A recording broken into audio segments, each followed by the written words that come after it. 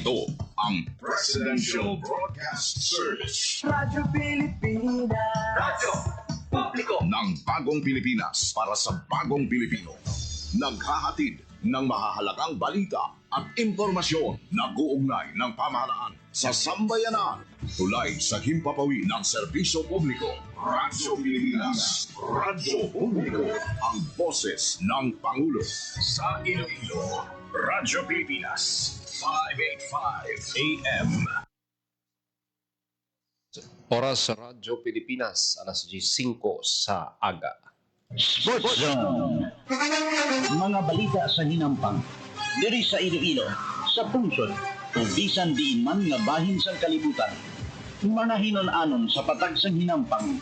Inyo mahibaluan sa Sports Zone. Ang kahapdi sa kalutusan. Ang kasadya sa kadalagan.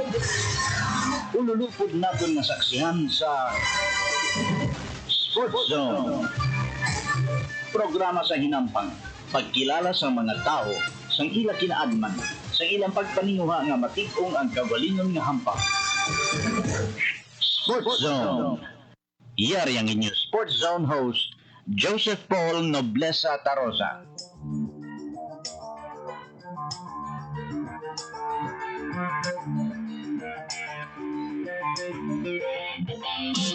Mayong aga Western Visayas, mayong aga syudad kag probinsya sa Iloilo.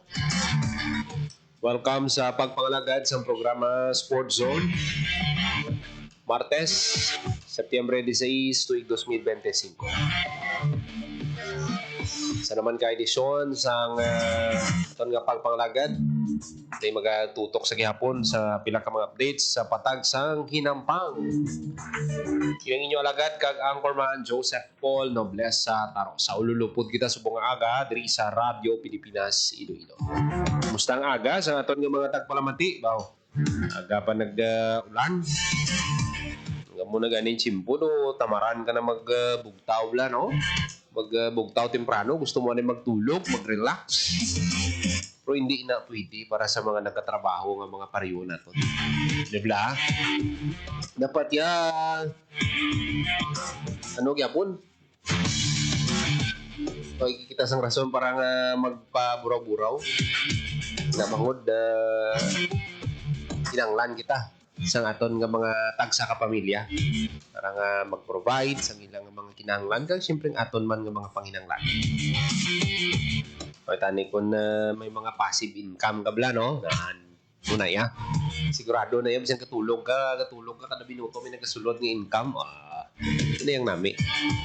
Pero saludo kita no sa tanan nga mga empleyado nagapulaw bugtaw sa ilang tagsa ka trabaho. Hindi man basta-basta ang sakripisyo nga ginahimo ninyo no para nga maka-provide ka mo sa inyo tagsa ka mga pamilya.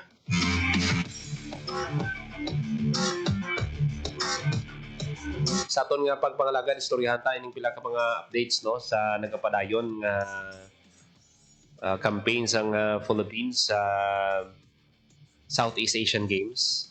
Pila na ka mga preparasyon nga ginahimo samtang sa bahin naman sang balita sa boxing na kasubo naton nga balita sa inyo nagligad pa ini no nagtaliwan si Anay 2 Division World Boxing Champion Ricky the Hitman Hatton. Storyahan tayo na karon no anong mga nakuha naton nga information may kantanan sa sining pagtaliwan sang isa man ka legendary boxer. Pero kung madumduman gid sa mga Pilipino ang matandaan ang memorya sa mga Pilipino sini si iya nga ang ini nga boksidor amo ni siya ang temprano nga napatumba ni Pacquiao sa duha lang ka rounds ang hampang nila. Pero ti prior sang hampang niya kay Pacquiao damo na ni siya sang naperdi napatumba. Undefeated na siya pag nagsambuwa gani ni sila ni Floyd Mayweather Jr. Ito yung isa ito yung adaan nga tanda pa ito yung mag ilag sa mga sumbag dasig pa maglagan Dapat ang isagid ka talent pa ni Floyd ni mag-intra sa athletics. Pero istoryahan tayo na, no? Pila ka mga updates may kantanan sa pagtaliwan sa isa ka legendary boxer. Sa PBA, no, padayon ang off-season, pero ang mga teams, no, padayon na nagpapasko. Isa na diri, no, good news para sa mga fans ng Magnolia. Ang nakuha naton din nga balita nga si Xavier Lucero nagaplano na niya nga maghampang overseas. Pero bangod sang bago nilang head coach nga si Lewis Alfred o kon L.A. Tenorio, nalugbayan ang bata. Nagstay sa Chicken Templados. Grabe, no? Namigid man mag-motivate, abi. Kag ang impact bala ni Tenorio sa basketball, hindi matupungan, hindi lang yan sa hardcourt ang dala niyang inspirasyon. Hindi siya tagsa ka Pilipino. Knowing sang natabo sa iya, no? Naagyan niya, ang inexperiensya niya, sa nagpakigbato siya sa sakit niya. Nagtisubong, nagbalik siya sa hampang hasta sa nagretiro na siya kaya naghampang na subong. Nag-coach na subong, no, sa Magnolia Hotshots Chicken Templados.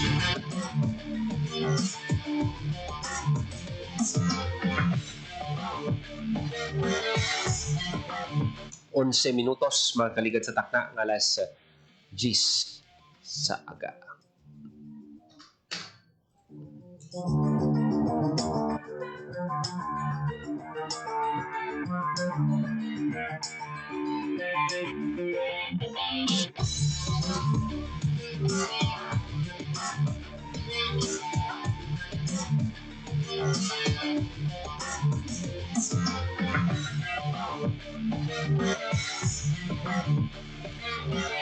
Mga kabiyanan, hindi kidalandumon ang nanging campaign sang Gilas Pilipinas Youth sa FIBA Under-16 Asia Cup. So, di napaslawan ang Philippines na makasulod sa quarterfinals for the first time. SBP Executive Director Erica D. aminado nga ang Federation shares the disappointments ng team supporters. In 10th place, no, ang team after bowing to Bahrain sa qualifications ng quarterfinals. Imagine sa 5 kahampang, sa 4 kahampang, isa lang gid na dagaan sa Pilipinas. At the expense ng Southeast Asia neighbor nga Indonesia 65-60, close game pa. Sa group stage ng tournament, naging patigayon sa Ulaanbaatar, Mongolia. Pero mandatory ang assessment. Pero siling naton bala anong dapat gid i-improve gid. Disappointed gid ang fans sa naging resulta. Pero ang hindi naton magustuhan, no, kung sa disappointment sang fans, nga ginabash nila ang mga players, gina-insulto. Amo na yung hindi naton gusto. For example, pareho subong nag-discuss kita sa sininga mga balita. Tapos may mabash dira sa aton, insulto sa aton, siyempre hindi man na naton gusto. Ang gusto naton niya, constructive na criticism. Bisan diin man nga bagay, balaan mo, may bisan sino man nga tao, pag bisan gani constructive criticism, gani hindi gani nami ang pagbaton sang tao. Diba? May aragin na yung tao, nga pamatsak nila sa lawas nila, sila lang ang kabalo. Pero sa amo niyang aspeto, respeto lang. Amo man lang nang dapat. May gina-maintain kita nga level bala sa pagrespeto sa isa. Sa kung ano man ang gusto naton or gusto naton i-suggest, abi. Ara pa sa transition period, no, ang Gilas Pilipinas Youth. First coaching stint ni LA sa Asian level. Matapos naging take over niya ang coaching spot kay Josh Reyes. At the same time, sa assessment, yung pahayag ni Dino, si Tenorio, ang appointment ni Tenorio as Magnolia head coach will also be under consideration as far as what's next para sa Gilas Pilipinas Youth. So So amo na siya ang pila sa mga balataya na to, no. Para sa part naman ni Lewis Alfred, he remains as the Gilas youth coach. Pero yung concentration na mag-shift na sa Magnolia. Ito ang PBA schedule which for the 50th season mag-umpisa sa will now run until December 2026. Amo na, sa schedule, wala man gid sang conflict. It will depend sa schedule sa PBA if they will change. Pero ito yung priority niya, of course, PBA for now, kung season sa PBA. Kung wala man lang sang conflict, may mga naumpisahan naman siya, ilang taon ta? Muna, istoryahan pa ina with the federation sunod sa iya ang natuhoy sa schedule. Pero mo lang nang ginapanundom tagit sa aton ng mga tagpalamanti. Likawan ta nga gina-bash tang aton ng mga players. Kung may ikomento kita, muunta man nga do ano man bala, makatao man bala. For example, example lang yan. Kinahanglan mag-improve si muni nga player sa iya footwork. Muni gurong kinahanglan niya mag-prahon, hindi nga. Ay, wala gid ka panyapon. No insultuhon mo bala. Ay, sus. Ay, tanak tulog mayo do mo na bala no. Uli ka na lang dos lugar niyo. O mga mo na bala nga mga comment. Hindi kinaya makabulik sa team. Muna nga balan mo ang isagid nga malaway nga traits ang kadam-an no, sa aton nga pag nagdaogan ni baw grabe nga dayaw do matsakob na do makulob lang grabe gid nga pagdayaw no, pero pag mapirdi ganing team terrible man nga pagpakamalaw mo man lang nang aton niya nga maano kita mangin respectful kita sa mga comments na pag kung may mga gusto kita nga i-suggest dapat imuon taman ina sa gihapon with respect. Iti initanan gusto nato ng goal naton ti magdaog ang Philippines. Successful kita no sa basketball campaign naton sa Southeast Asia manina, sa Asian Games manina, Asian tournaments, bukod sa bilog na nga kalibutan ng mga kompetisyon kagaya sa Olympics kag FIBA World Cup.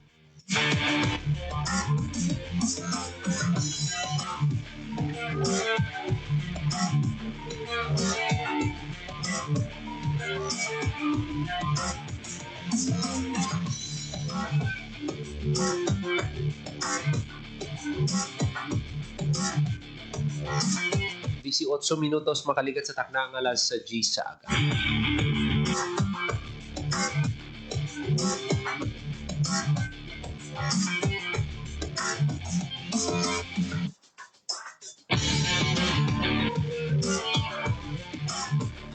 Sa ibang pagid naton nga balita sa gihapon no, ang samahang basketball ng Pilipinas nagapanghanda para naman sa Southeast Asian Games.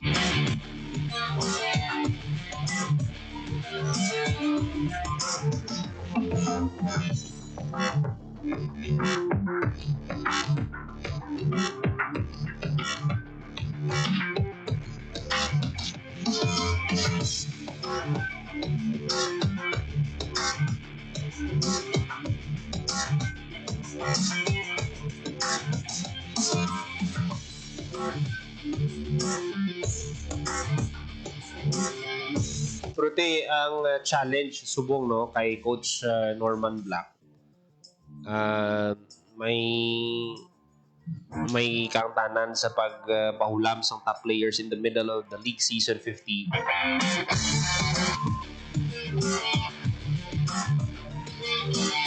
Ito isa pagid no ang mangin issue pagid ni Norman Black sini ang unwillingness ng Japan B-League ni allow si Matthew Wright ug Bobby Ray Parks na mag-participate sa non-FIBA sanctioned event.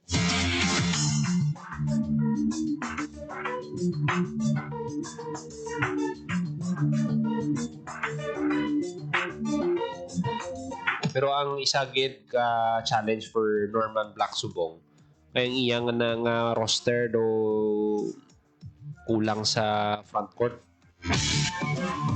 Si Quintin Miliora Brown, Kai Soto, EJ Edo, John Mar out of the picture. So sino dapat ang matap niya as players no nga magaman sang front court. It would be nice to defend ang gold sa Pilipinas sa SEA Games at mapakita sa gihapon sa ASEAN kung sino sa gihapon ng boss sa hardcourt kung basketball ang pag-istoryahan. But with the passport-only rule, ang rival teams are poised to flood their lineups with a deluge of foreign reinforcements. Kung nadumduman yung ginhimo sa Cambodia 2 years ago, anom ka import. Imagine na, anom ka import. Pero perdi gyapon. Ang unayang namin, anom ka import. Pero perdi mang gyapon. Na mo makita kung ano ang kalidad gyapon sa players sang Pilipinas. Pero dapat mag-cooperate man ng PBA sini. Hindi pwedeng pabayaan yun kay pag naperdi na naman kita, hindi lang basta nga pagpakamalaot na naman ang magyan ninyo. Nung dumaan nyo itong naperdi kita sa Indonesia, nag-silver kita, Isos Mariosep. Kamo na lang itong mahuya sa mga pagpakamalaot.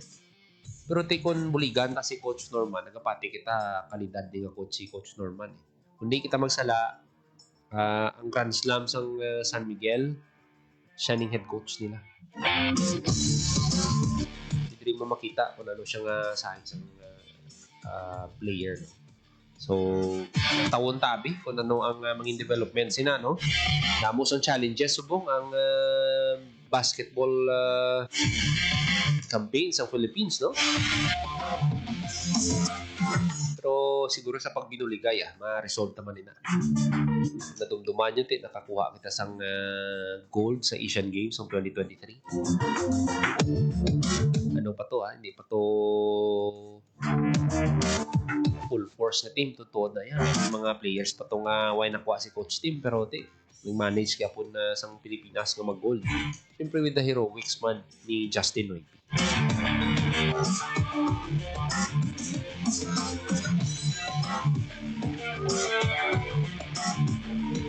22 minutos makaligan sa takna ng alas G sa aga. Magatag lang kita sa pila ka mga pahanumdom sa aton nga pagbalik. Dugang pagit ng mga balita. Aton nga pagpatpaton sa pagbalik sa programa Sports. Itinuloy na po natin ang zero balance billing. Libre po.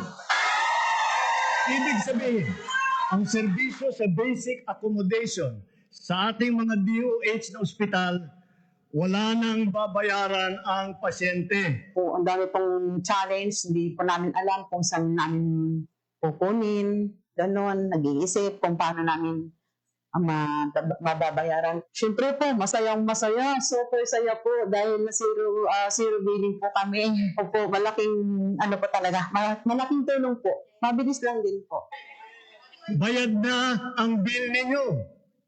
Uulitin ko, wala nang kailangan bayaran ng pasyente basta sa DOH Hospital dahil bayad na po ang bill ninyo. Naiyak ako kasi sobrang saya. Maraming salamat po, Mr. President Bongbong Marcos Jr. Hindi kami nagkamali ng taong hinalal.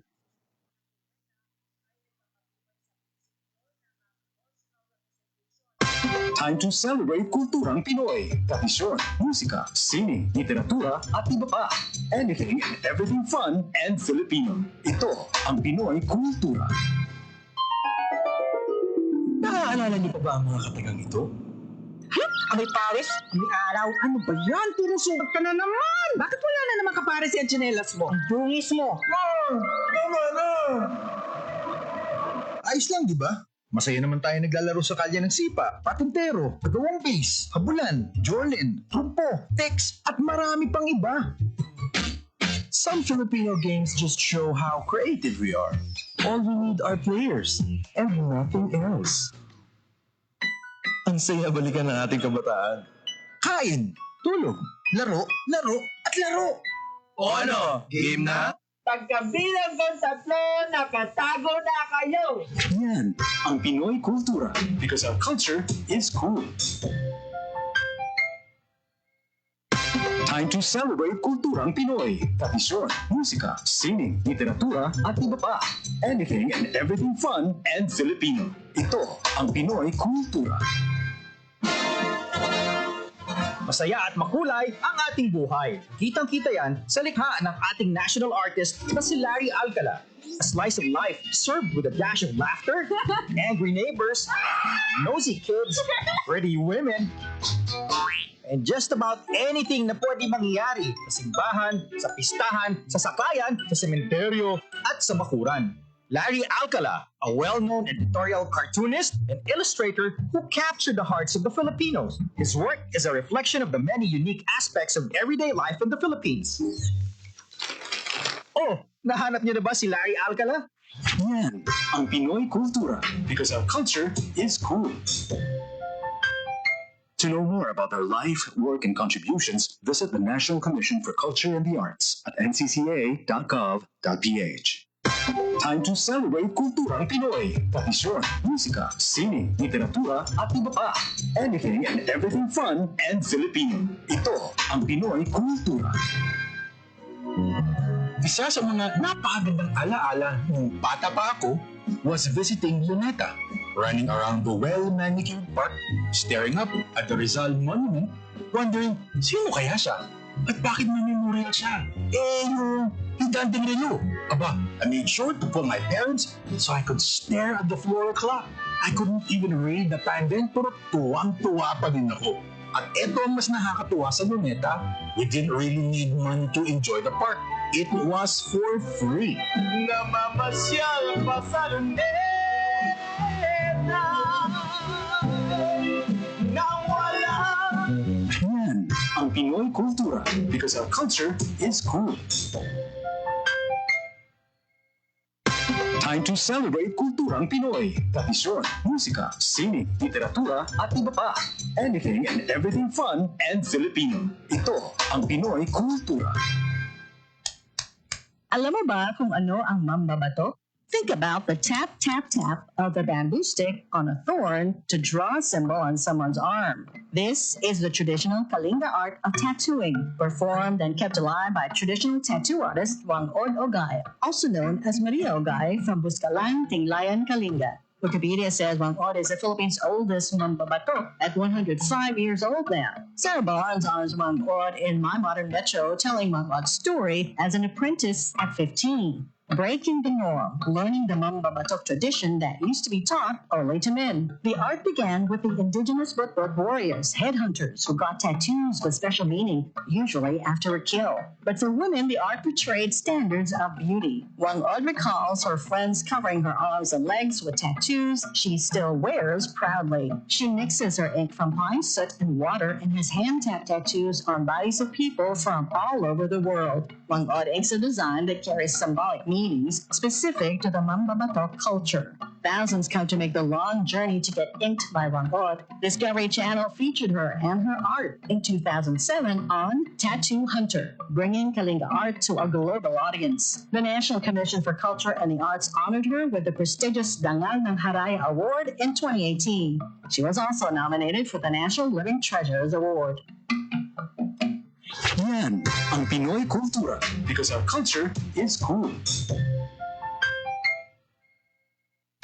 Time to celebrate kulturang Pinoy. Tradisyon, musika, sining, literatura, at iba pa. Anything and everything fun and Filipino. Ito ang Pinoy kultura. Isang nakagawian ng mga Pilipino na medyo di na natin namamasdan ngayon ay ang pagmamano sa ating mga nakatatanda. It's often part of Philippine culture, a gesture of respect that involves saying mano po, then lightly touching one's forehead on the offered hand of an elder, whether you're lola, lolo, nanay, tatay, ate, kuya, or it's practiced all year round as a form of greeting, usually upon entering an elder's house or attending family reunions. Mano na tayo next time we see our elders. Yan ang Pinoy kultura because our culture is cool. Time to celebrate kulturang Pinoy. Tradisyon, musika, sining, literatura, at iba pa. Anything and everything fun and Filipino. Ito ang Pinoy kultura. Famously known as the lead female character in the epic 19th century narrative of Jose Rizal's Noli Me Tangere, ang Maria Clara ay isang traditional dress na ginagamit ng mga Filipina. Touch Me Not may not just be the title translation of Jose Rizal's book. Pwede rin yan ang sinasabi niya sa kanyang pananamit, since the dress covers almost all of her person. It surely does.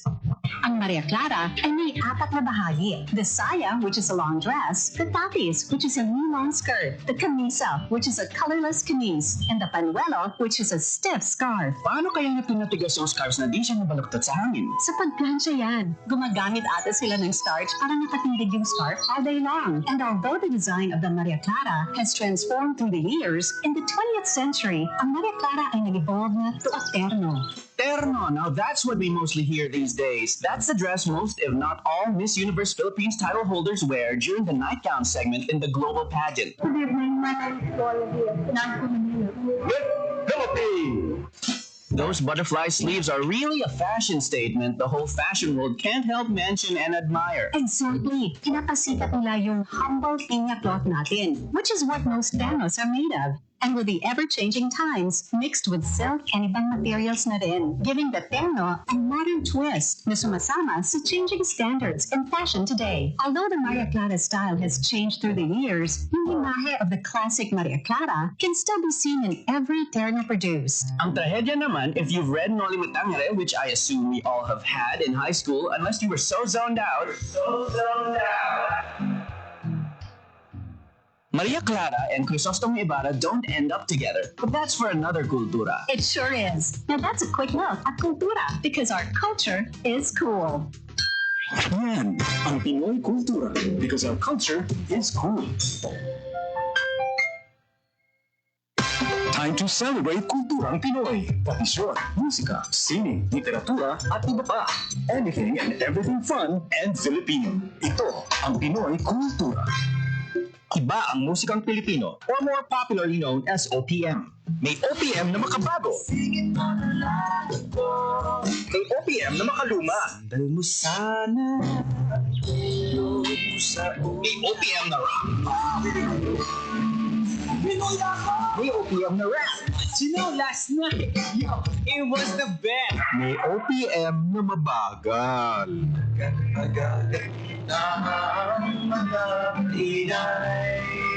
May OPM na mabilis. May OPM na Tagalog.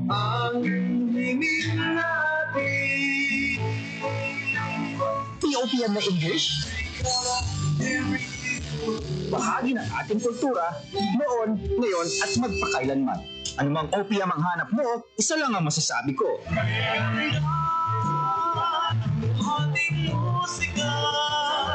Yan ang Pinoy kultura, because our culture is cool. Time to celebrate kulturang Pinoy. Tradisyon, musika, sining, literatura, at iba pa.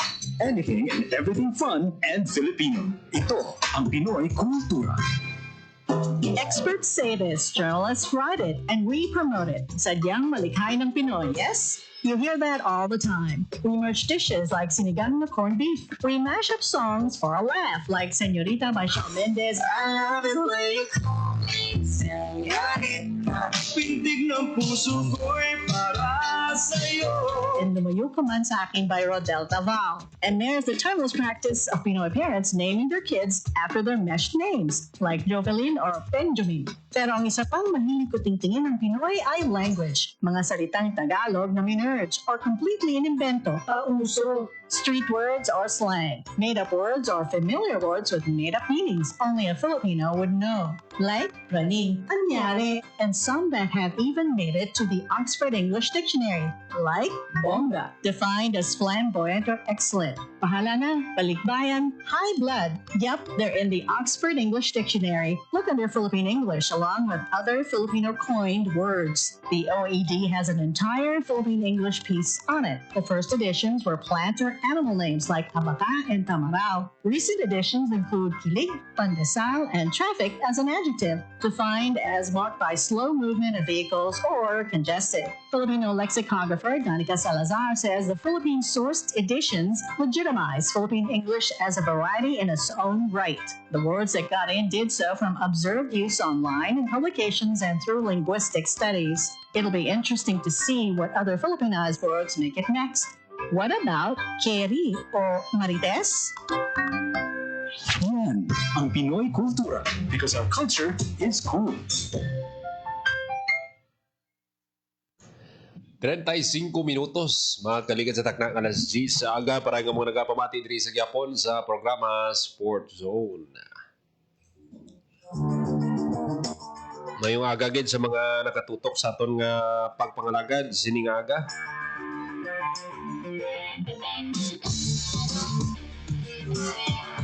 Mayong aga no sa akon nga wife Noela nakatutok sa probinsya sang Guimaras, si Sanilin De Costo, Rexid Billones nakatutok man sa aton nga pagpangalagad, Fernando Pedrosa,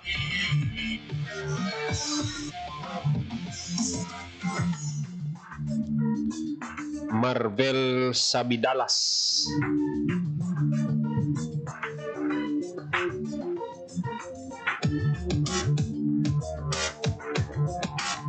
Eliza Figarido Maguliman,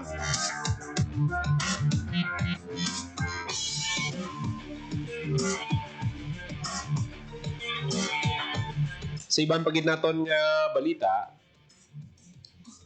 na kasubogid sa boxing community ang pagtaliwan ni former 2 Division World Boxing Champion Ricky the Hitman Hatton. Sa edad nga 46. Base sa multiple reports na sa puwan patay si Hatton sa ibalay sa Greater Manchester, England. Rin may isa ka concerned citizen nga nagpalabot sa tawag sa Greater Manchester Police. Nasa puwan nilang lawas ni Hatton. Ang investigating body believes nga ang pagkamatay niya wala sang suspicious circumstances. Nakilala si Hatton bangod sang iyang pagdaog no sa light welterweight division sang year 2000. Kasunod lang sang 3 ka tuig nakuha niya man ang British light welterweight belt kag World Boxing Union title. Invincible siya sa weight class. 15 successful title defenses halin sa 2001 to 2004. 5 years later, nakuha niya man ang International Boxing Federation kag lineal titles matapos ng luto si Kostya Chizyu. Sang 2006, nag-ano man siya, no? Made a courageous professional career move. So nagsaka ini siya sa welterweight division. Kag siya na din, no? Si Floyd Mayweather Jr. sa mga boksidor nara sa welterweight division. Naperdi niya si Luis Colasso, si Ricky Hitman, no? Perdi niya si Luis Colasso. Pero ang first ever niya nga kalatusan at the hands of Mayweather Jr. After sang kalutusan, isa pagid ka devastating loss ang naagom siyang boksidor. Isang ginlutos siya ni People's Champ Manny Pacquiao mo, di ko gini malipatan. May 2, 2009. Mo gining worst phase ang iyang karir. Ito, duwa lang ka-round mo. Tulog dayon si Ricky, no? Pero sa sining natabo kay Hatton, nagpabutsyag sa simpatya si Pacquiao, no? I'm deeply saddened to hear about the passing of Ricky Hatton. We shared unforgettable moments in boxing history and I will always honor the respect and sportsmanship he showed. Ricky fought bravely not just in the ring but in his journey through life. Truly had a good fight and we are all blessed to have been part of his wonderful journey. Para sa ako, na-depressed ni siya. Sang after sa itong natabo kay Pacquiao, pag perdi niya. Na-depressed to siya, sigurado. Ko kay, wala na gid siya kabangon. Wala na siya naka-recover. No? May mga attempts pa siya ata nga magbalik, pero wala na gid siya wala na gid nakabalik wala arangkang iyang karera. Siguro may ginabatsyagi sa mga rason kung nga mayong aga kay amigo Patrick John Yerves tutok man sa aton nga pagpangalagad. Fernando Pedrosa, Christian Catalayban Duerme, Angelita Besar, Maria Daisy, Leonila Jeromo nagatutok man.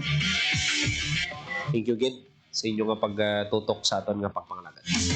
So, muna, di mo gid mapaktan, bata pa, 46 years old, no? So, edad lang imang gali sila ni Pacquiao. Si Pacquiao, hindi kita magsala, mga 47 siya sa December. Rest in peace kay Ricky the Hitman Hatton.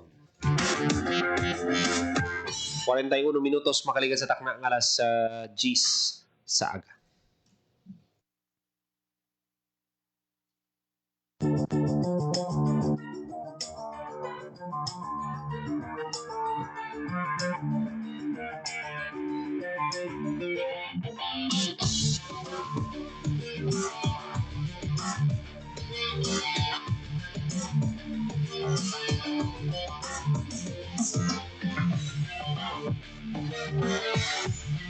Sa nasiling na naton si Xavier Lucero sang Magnolia Hotshots finally agreed to terms after reaching an extension deal sa team. Duha ka tuig nga kontrata ang ginpirmahan sang former UP Fighting Maroons standout kag magapabilin sa Magnolia franchise until the off-season sang 2027 PBA season. With the contract signing now official, wala na ning mga rumors nga magasaylo si Lucero sa overseas. Maghampang ini siya, ginapatihan nga maghampang ini siya sa Korean Basketball League. Gid man tempting gid man ang mga offers nga mabaton sa sining mga players. Labi pa kabata pa sa ila, damo gid sila sang pwede mahimo didto Ang sweldo 1 milyon, 2 milyon kada bulan. Dire pila 420 max contract na ina. Yung kitaon mo sa isang tuig, kitaon mo sa 3 ka tuig, pwede mo kitaon sa kagtunga or sa katuig. Muna nga hindi mo mabasol ang mga players. Pero kung stability man ang pag-istoryahan, stable man ang PBA. Galing kay ang problema, ang sweldo, hindi kita muna ka-competitive na kumpara sa ibang liga sa Japan, Korean Basketball League. Si third year pena naghampang nga di sa Dubai. May mga nagasiling na kung naghampang na di si 30 sa PBA, superstar siya. Dito sa team niya sa Dubai, lang siya? Role player lang siya dito. Bench player. Pero ting sweldo, di man basta-basta. Pero ay takabalo ba si after 3 to 5 years siya, mabalik man na di si 30? Ay takabalo. Gina-weigh man na nila ang ilang mga options. Siyempre, balan mo ang karera sa isa ka professional player. Lipot lang kumpara sa aton yung nagatrabaho kita bilang empleyado, mayo lawas ta. Pwede kita katrabaho 30 to 40 years ang aton nga pagpangabuhi. Ila, buinas na maka 20 years ka. Tuntuon na yan. Ang kalabanan, 10 years lang. Ang iban, 15 years. Kung di malason nga kag mabalda ka na dayon, kasi wala pa 5 katuig, temprano ka pa mapahuway. So, muna nga careful na sila sa ilang mga options. Kung na nila padalian ng pagpaminsar. Labi pa kung mga pariyo ka ni kay Xavier ang abilidad. Sigurado ginayang pangitaon ka ginaya sa mga teams.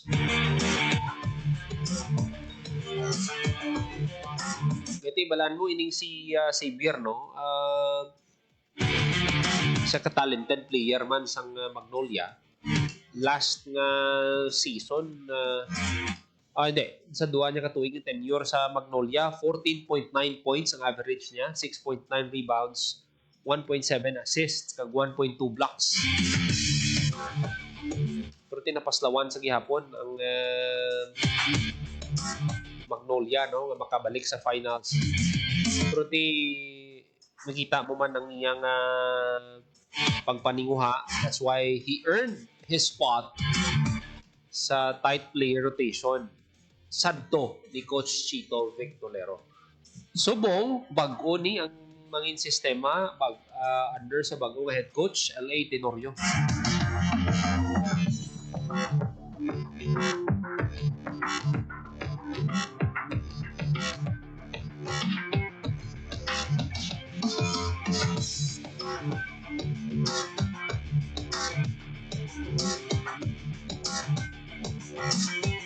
Yung pamangkot with Lucero kag mga kaupdahanan niya help reverse the franchise fortunes and revamp team spirit sa masunod nga conference.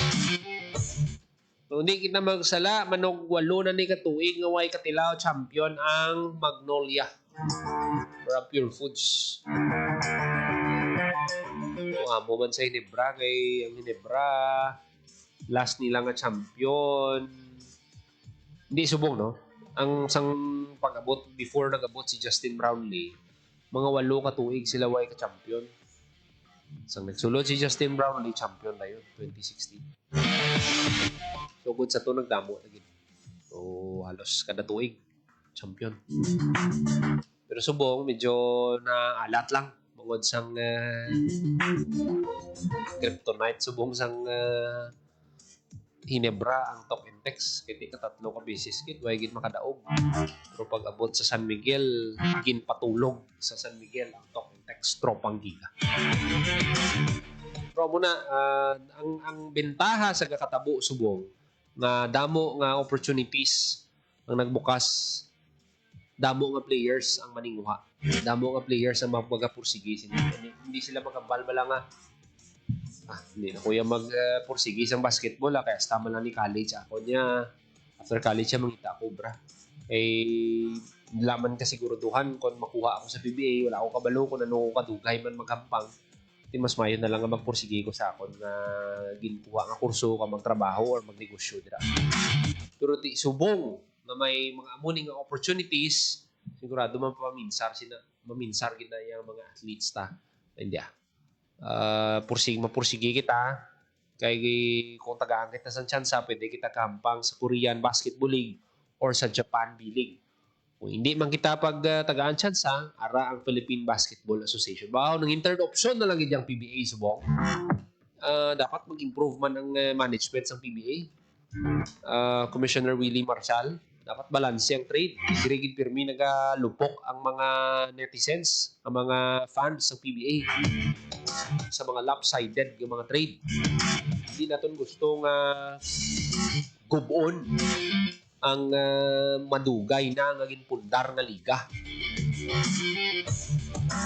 Mayong agaman kay Amigo Austin Montaño sa Leyte.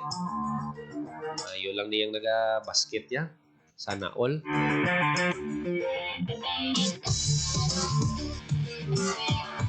Pero muna, dapat kita, hindi kita wadaan sang paglaom, damo daan sang opportunity sa basketball. Pero ang ginapili gid pirmi is ang best. Pero kung makitaan ka man sang potensyal sang isa ka yangyaw, isa ka coach ka pareho kay Coach Yeng, hindi ka mo na ka franchise player abi. Pero makitaan niya kasang potensyal nga pwede ka mag thrive sa system niya. Pwede. Diba? Kita mo man mga players nga nauyata ni Yeng. Ang isagin sinadra nga nag-thrive si JR Kinyahan. Sanday Jaire Ibanez, Jeff Chan, Gabe Norwood, si Jewel Ponpirada, Bobelga. Mga ang ibanda sa ila, kalabanan puro hindi mambal na star player. Role player lang sila. Pero pag-abot kay Coach Yeng, nagagawa ang abilidad nila sa hampang. Tamo man mag-motivate bala. Mag-motivate sa sa mga players niya. Kag amo na ang dapat. Matagaan tas ang tsansa ang tanan. Pero ang isa man ka-challenge pagit sa isa ka basketball player, pag nakasulod ka na sa hampang, nakasulod ka na sa lineup, paano mo i-earn ang minutes mo bilang isa ka player? Dapat sa practice pa lang, pakitang gilas ka na.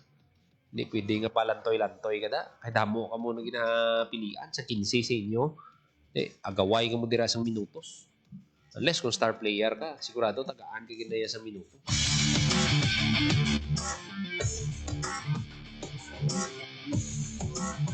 So muna, ang ining pagbukas ng opportunity abroad, blessing gid ini sa tanan nga mga basketball players sa Pilipinas. Sa PBA, siyempre masakit ini para sa ila. Hindi, ang nagkakatabo, subong ang PBA na himo na lang nga third option or fourth, fifth option na lang sa mga collegiate players. Hindi nakita nila pwede pa sila maka-income sa mas dako. Kasi mag-thrive pa na sila, magwa pa ang talent nila. Makampang pa sila sa gwa sa pungsod.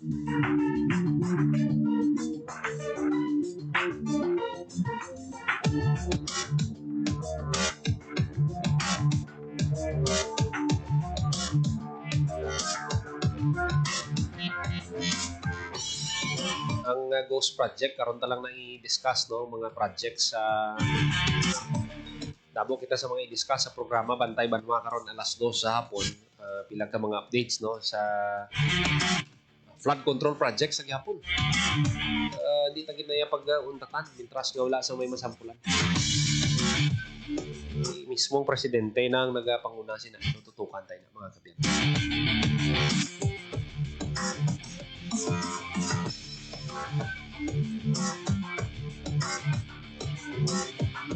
52 minutos makaligad sa takna ng alas 10 sa aga. Mga kabinan ng iban pagid nga mga balita apat patunaton sa masunod nga edisyon sa programa Sports Zone. Salamatan ta ang aton mga kaupdanan sa technical side.